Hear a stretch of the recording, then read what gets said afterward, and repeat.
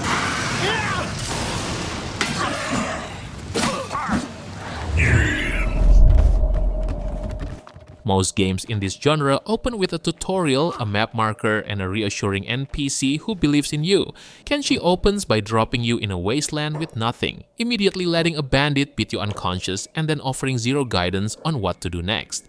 This is not a bug, this is a philosophy. Kenshi is a squad-based open-world RPG set in a brutally unforgiving post-apocalyptic world, and it is almost violently disinterested in your comfort. The map is enormous, several competing factions, biomes ranging from dusty plains to acid rain zones to cannibal-controlled jungles, and none of it was designed with your success in mind. You might begin as a wandering nobody, get enslaved, escape, lose a limb, replace it with a mechanical prosthetic, and slowly build a crew of misfits who eventually establish a fortified base. That entire arc could emerge organically without a single scripted quest. The character progression system ties improvement directly to action. You get better at combat by fighting, better at stealth by sneaking, better at farming by farming, which makes the world feel like it operates by consistent internal rules rather than arbitrary game logic. For a certain type of player, this kind of brutal, player-authored experience is the most exciting thing the genre offers. Everyone else will quit in 45 minutes, and that's completely fine.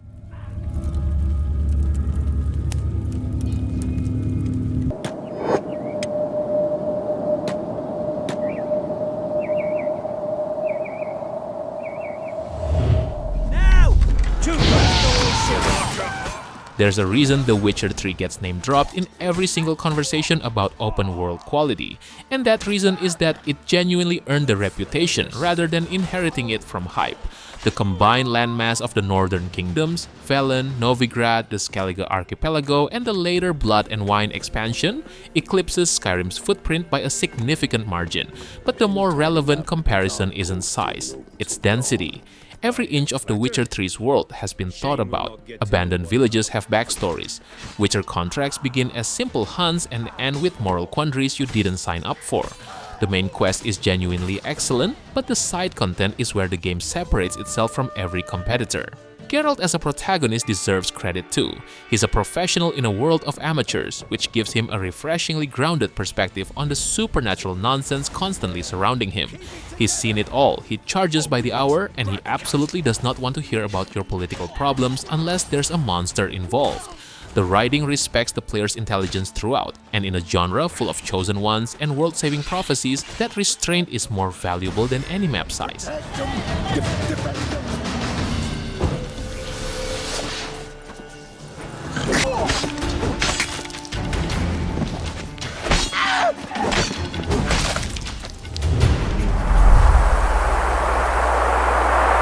The Xenoblade Chronicles series operates on a specific type of scale that other open-world games simply don't attempt.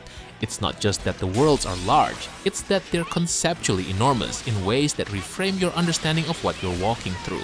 The original game plants you on the body of a dead god the size of a continent. The sequel chains multiple worlds together on the backs of living titans drifting through an endless sea of clouds.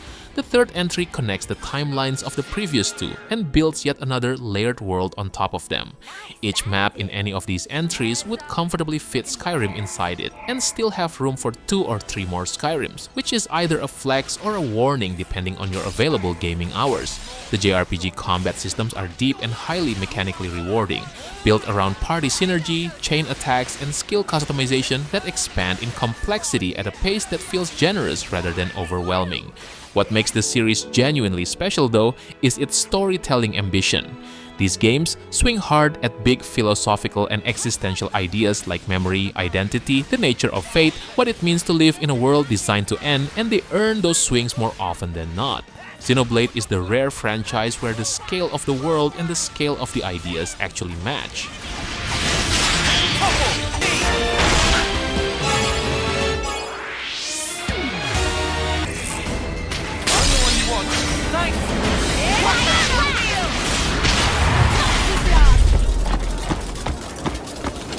Pearl Abyss built one of the most visually stunning RPGs in recent memory with Black Desert Online, and then apparently looked at everything they'd learned from years of maintaining a massive living world and thought, What if we made that single-player cinematic and considerably more ruthless?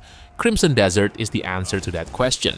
The world is enormous and deliberately varied, ranging from dense forests and mountain fortresses to sun-bleached coastal towns and labyrinthine city interiors that reward exploration in genuinely surprising ways.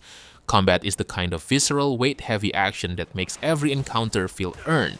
You're not just swinging at damage sponges, you're reading enemy patterns, managing stamina, and finding satisfying openings in systems that push back. The protagonist, Macduff, carries actual narrative weight as a character, which is rarer in this genre than it should be. His backstory is genuinely dark, his motivations feel personal rather than abstract, and that emotional grounding gives the wider political conflict a human center. Siege mechanics, large-scale faction warfare, monster hunting, and town building layer on top of each other in ways that keep the experience evolving rather than repeating. For a genre that often mistakes size for ambition, Crimson Desert understands that density and intention matter just as much as square footage.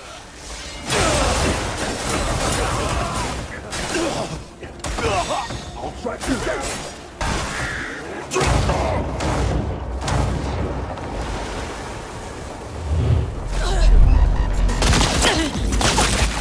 The story of Cyberpunk 2077 has two chapters, and they could not be more different. First, a launch so catastrophic that the internet produced enough memes to fill a separate hard drive. And second, one of the most remarkable turnarounds in gaming history, resulting in a game that now gets recommended without a single asterisk attached. Night City is genuinely unlike any open world ever built. The vertical density of the environment, corporate towers stacked above neon shopping districts, stacked above underground slums, stacked above literal sewers, creates a sense of layered functioning civilization that Skyrim's mountain villages could never approximate. The city breathes. Gangs have territories that actually operate like territories. Corpo workers commute. Street vendors argue. The ambient storytelling stuffed into every alleyway and terminal and graffiti tag rewards curiosity in ways that feel like authorship rather than content generation. The Phantom Liberty expansion transformed an already improved main narrative into something genuinely excellent. Morally complex, emotionally resonant, and willing to go places that most big-budget games won't touch. V as a protagonist carries a quiet desperation that suits the game's themes perfectly. Cyberpunk 2077 is the rare case of a game that failed publicly, rebuilt honestly, and ended up surpassing what most people originally hoped it would be.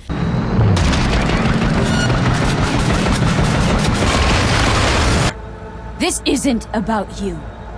Let him go and tell me where your passenger is. I don't know where they took him. Hell no! He's lying! There is no clean way to summarize what Elden Ring did to the gaming landscape when it arrived, so let's just be honest about it. This is the game that convinced millions of people to voluntarily spend hours being destroyed by a golden knight on horseback, then log off and immediately search for tips on how to try again. From Software has always built punishing atmospheric worlds, but the open world of the lands between represents something new even for them. Previous Souls games gave you interconnected corridors of dread. Elden Ring gave you a continent. The surface world is already staggering in scope, but the discovery of the underground regions, the Siofra River, Nokron, the deep-root depths, essentially doubles the map in a way that players stumble into organically, with no announcement and no hand-holding. George R.R. Martin's world-building collaboration left fingerprints everywhere, in the sense that the lore is rich, ancient, and completely uninterested in explaining itself to you. The community response to that opacity became its own phenomenon, thousands of players collectively piecing together a mythology from item descriptions, environmental details, and NPC fragments. The boss design represents a high point for the medium, challenging without being arbitrary, visually extraordinary, and designed with enough variety that no two encounters feel alike. If Skyrim gave you a world to wander, Elden Ring gave you a world to conquer, and made absolutely sure you understood the difference.